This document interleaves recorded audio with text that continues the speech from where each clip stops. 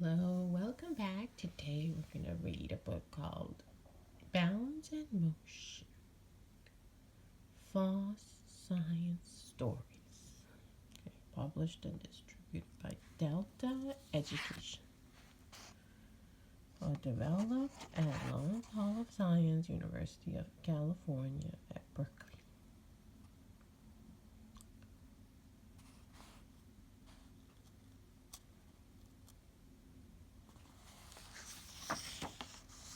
Here's the table of contents.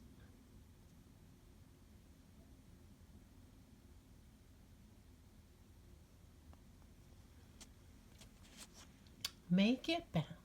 We live in a world full of motion, but not everything moves in the same way. Some things move from one place to another. Some things spin around and around. Other things are in balance. They may move only if you give them a little push.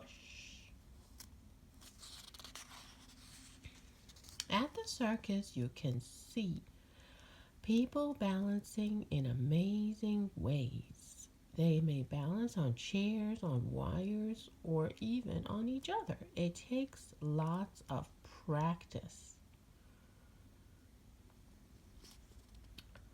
But it doesn't take much practice to balance on a curb. It is easier with your arms down by your sides.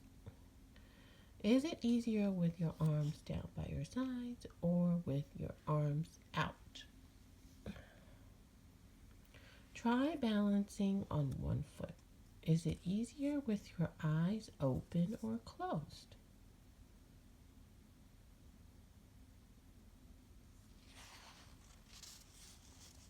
In other countries, people balance things on their heads. This is how they carry things from place to place.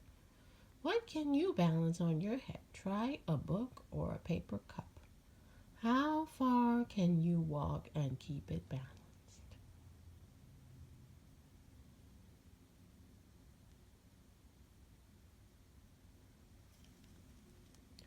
When something is counterbalanced, it doesn't fall over. It is in a stable position.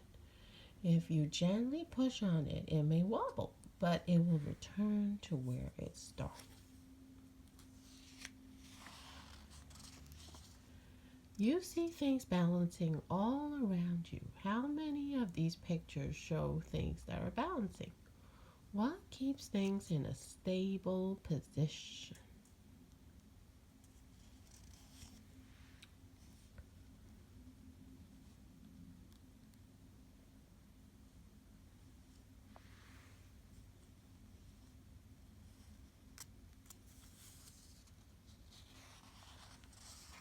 Push or pull. One way to make things move is to push them. Another way to make things move is to pull them. A push or pull is called a force. You always need a force to make something happen. Pushing a pumpkin in a wagon and a swing. You can push things with your hands or body, but things can also be pushed by moving air.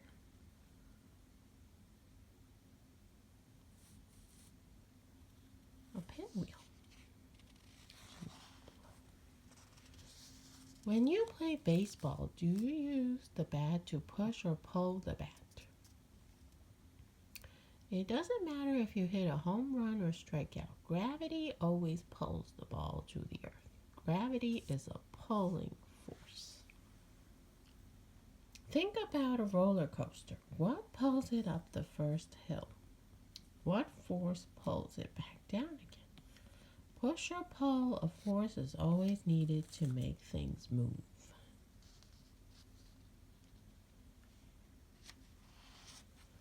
Tools and machines. People use tools and machines to help them do work. It is very hard to push a nail into a board with your hands.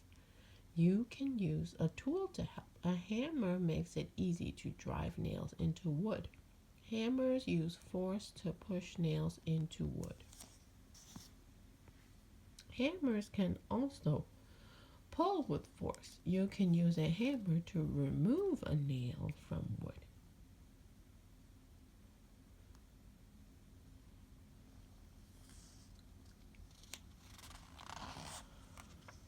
Nuts and bolts hold things together. Nuts hold wheels on cars. Bolts hold bridges together. Nuts and bolts must be very tight. A wrench is a tool. You can use it to turn nuts and bolts. A wrench tightens nuts and bolts that are too hard to turn by hand. With a wrench, you can apply more force to tighten the nuts and bolts. How do people move really heavy things? They use machines. This worker is using a forklift. This machine lifts heavy bags onto a truck. The forklift uses a lot of force to lift the heavy load. The truck driver will take the bags to a building site. Big machines like forklifts and trucks are used to move things when a lot of force is needed.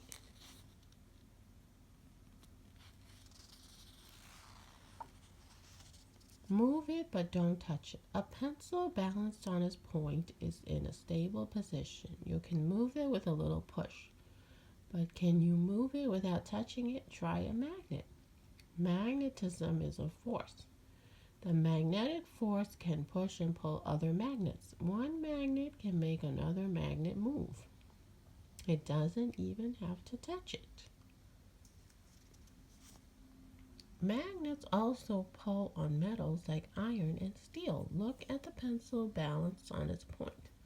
The clothespin is used as a counterweight. The spring in the clothespin is steel. A magnet can make the balanced pencil move back and forth. The magnet never touches the pencil.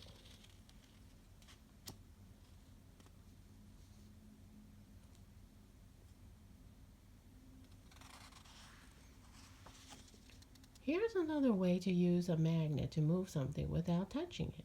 Having a big paper clip from a string. Use a magnet to lift the paper clip to one side. How high can you lift the clip without touching it? A compass is a magnetic needle in a case. The colored end of the needle points north. Bring another magnet close to the compass. The needle will turn.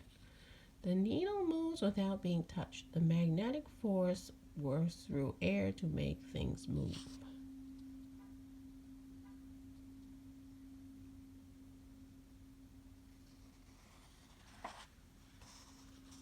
Things that spin. Things that spin are all around. When something spins, it turns on its axis. Tops need to spin fast to balance. What happens when a top slows down?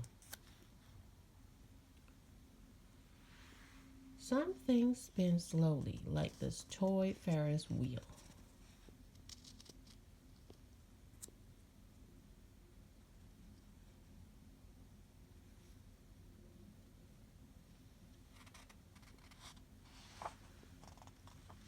Look at these pictures. Which things spin fast? Which spin slowly? Which don't spin at all? Electric fan, part of an airplane, and dryer. Okay, this is a blender, slinky, and carousel.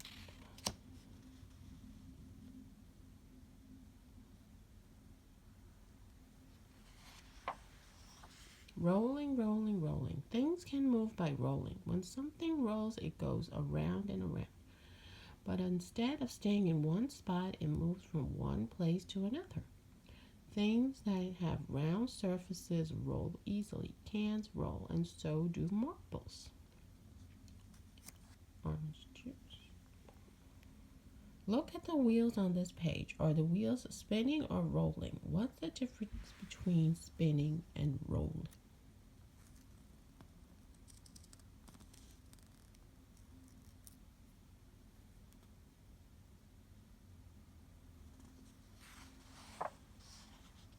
Some things don't roll in a straight line. Things that are shaped like a paper cup don't roll straight. Some things don't roll at all. Things that are flat won't roll. Which of these things will roll down the ramp?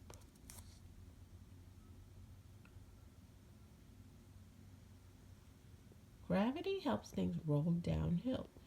It's fun to see how fast something will go. Which ramp would you use? Why? Ready, set, go.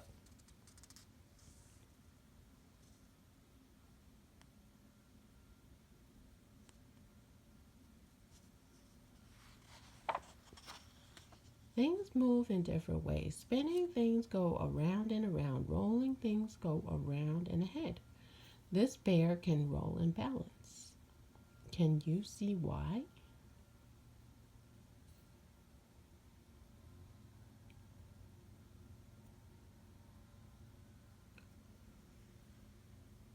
Fast, slow, up, down, spinning, rolling, wobbling. Almost everything moves. What ways can you move?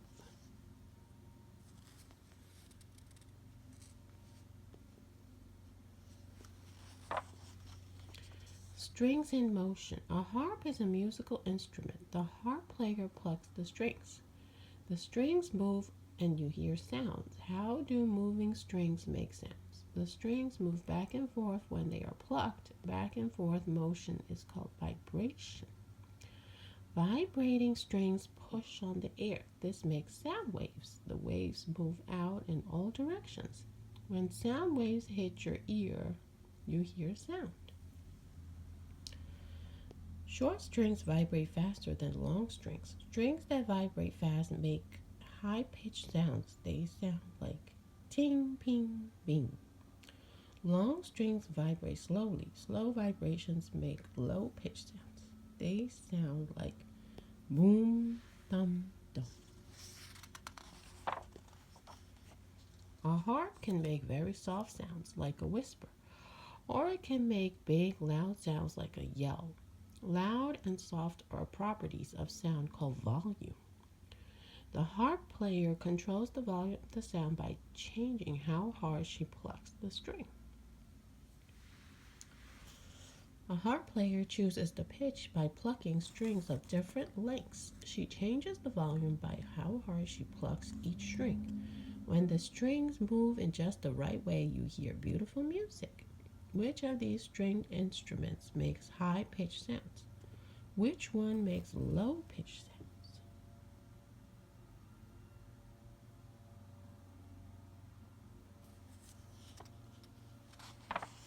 Okay.